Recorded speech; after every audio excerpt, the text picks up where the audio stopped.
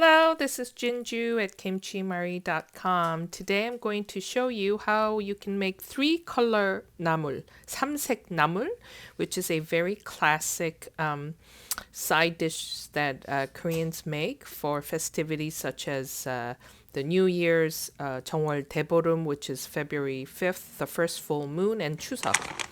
So Doraji namul, these are dried bellflower roots, and that's a bellflower plant you see over there. I sell seeds on my shop, and the roots look pretty much like ginseng, right?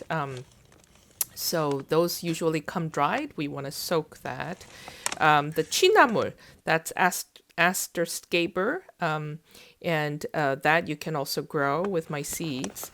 And then there's dried Gosari, the Bracken Fiddleheads, the brown, very chewy but also very soft namul that you can make. So let's start soaking the Chwinamul, the dried Chwinamul, in lukewarm water for at least 2-3 hours. You can let it soak longer if you want. That's about 40 grams, about 9 ounce wet. 40 grams Chwinamul that you soak in water. And this one is nice and bright and green. Some come a little more brownish, and that's okay. So let's leave that to soak. And then, here I wanted to show you that you can also buy these days frozen Chwinamul like that, and which makes it really easy. You just need to defrost and then follow my recipes how you season and saute. So the Doraji too, we want to soak in lukewarm water for 2-3 hours, sometimes longer depending on the type you have. Sometimes they're thicker pieces, they're more dry. Also, when you buy, try to buy ones that are not like totally white. As you can see, their roots, they're not supposed to be totally white. A beige, creamy color is probably more naturally processed. Okay, here's 40 grams of dried Gosari, Bracken Fiddleheads, that you can soak in lukewarm water again. This one, the prep is a little different. You're going to, once it's soaked, we're going to boil it later. So there's that. And again, you can buy a frozen one from the same company. And so that way you can save yourself a lot of time. Although this one, honestly, this package, I didn't find the quality that great. The fiddleheads were sometimes too big, also like mushy. So it wasn't the best quality. Okay, so the soaked Chwinamul, once it's nice and soft, we want to drain it. Like that, and then we want to squeeze out the water. You don't need to squeeze it like really hard. Just squeeze enough so that the excess water is removed. You don't want it to be too dry. You see how it's kind of still wet? That's how you want it.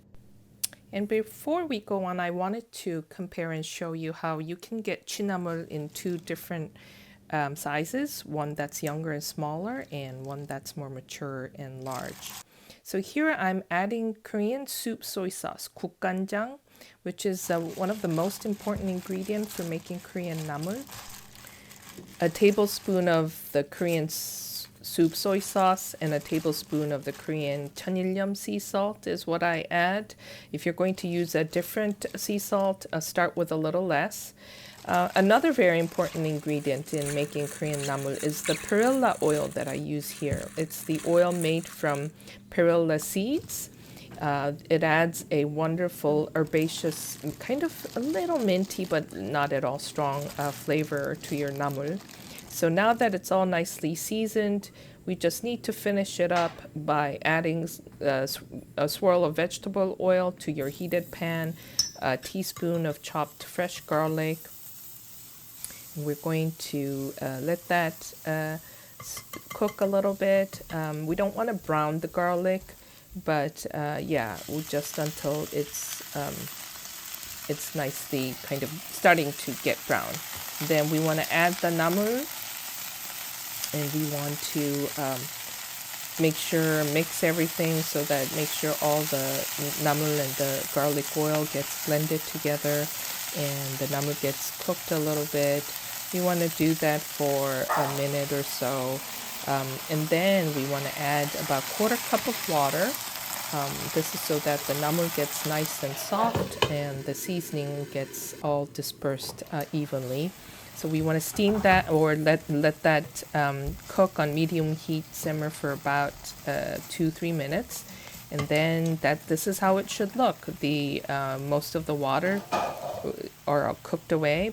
And then now we just need to finish that up with some sesame seeds or perilla seeds. I will show you that a little later. This is with sesame seeds and some chopped green onions. You can also add the green onions earlier if you don't like raw green onions, but I love a touch of the fresh green onions at the end. So there we go, getting a close-up. Look how tender it is, so delicious. It is really a great topping for bibimbap, of course. And here I'm using perilla seeds, and so this is the more traditional way to finish the namul, but I know not everyone can easily find them, so that's why I showed you using sesame seeds. Okay, so Doraji time, bellflower root time. So here are the bellflower roots that's been soaking. I think I ended up soaking this one a longer, more like 5-6 hours because they were pretty thick. So depending on what you get, sometimes you don't need to do a thing, but most of the time they come a little too thick and we want to split them, like we want to shred them into more thinner edible pieces. Also, we want to cut them if it's too long, cut the lengths. So yeah, put your knife in there, with the sharp end up, and you want to kind of slice them away from you, and then we want to kind of split them up, tear them apart, right? Okay, so now that it's all done, we want to pre-season these roots with a 3/4 teaspoon of Korean sea salt, or about 1/2 teaspoon if you're going to use sea salt like Trader Joe's. There's salt here. Okay, so make sure the salt is all nicely absorbed. So massage it with your hands, and then we're going to start cooking them again with a swirl of vegetable oil and then some chopped garlic again. So you can see that making namul is pretty similar, although there's slight, important differences between namuls. So yeah, so now we want to cook the garlic first, saute them in the pan. And then we're going to add the doraji. And I see my dog walking away over there. I'm sure he's barking somewhere in this video. Anyway, so yeah, we want to cook the garlic first, a little bit in the oil.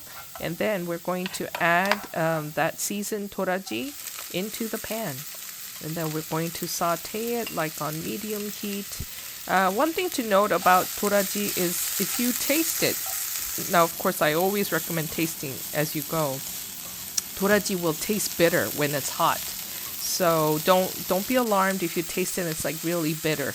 The bitterness will go away. It'll still be there very mild when it's at room temperature.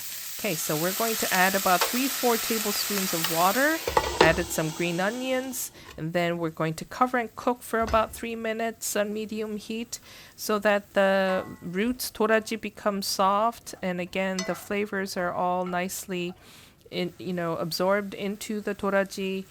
Most of the water should have been gone away, and then now sprinkle some sesame seeds. I only had black at that time, so I used black sesame seeds. Why not? And then give it a splash of sesame oil. Jin 참기름 oil is my favorite. They're the most fragrant. And then, here's another video that I took using regular sesame seeds. So there we go. It's just, I love doraji. It's so wonderful. Also it has a lot of fiber, so it's good for you too. So now let's do gosari, Bracken Fiddleheads. So that have been soaking in the water for 3-4 hours, 2-3 hours. Doesn't matter that much because this one we're going to boil. We have to boil for a good 10 minutes until it's very soft. Bracken Fiddleheads, they do have some toxins, so you want to do this so that a lot of it is leached out into the water. I mean, Koreans have been eating this for hundreds, thousands of years, so it's not something, unless you handle it wrong, but it's wonderful. So, yeah, now that it's been boiled, and then you let it kind of cool in that hot water, and then gosari, sometimes, depending on, again, the kind you get, you want to look for some very thick, too fibrous ends. If they're too hard, you want to kind of remove that part. Okay, and then also the other thing is these are pretty long. So what I like to do is I like to line them up and cut them about 2-3 times so that they become, edible. If it's like too long, it's hard to chew and eat all of that. So here I think I did probably about 3-4 times. So I want to cut them. And of course, I squeeze the water out after I drain them, right? And then a tablespoon of water and a teaspoon sweet rice flour to make a slurry that we'll add at the end of making gosari. This is not an absolute must, but I find this adds that little some extra kind of nuttiness and sort of that tender sweetness to the gosari. So again, a tablespoon of the Korean 국간장 soup soy sauce, a teaspoon of garlic. This one you can mix, pre-mix here, or you can saute it in the pan like I've done it previously. That part is not that important because we'll be cooking it again for a little bit. And then 1 to 2 teaspoons of sesame oil for the gosari. And then we are going to go to the pan. So a little bit of vegetable oil on medium heat. And then we're going to, because I added the garlic already, I'm not adding garlic to the oil. But you can do, whichever. It's not a big difference here. So now we're going to kind of saute, stir fry the gosari for a little bit so the oil all gets around nicely.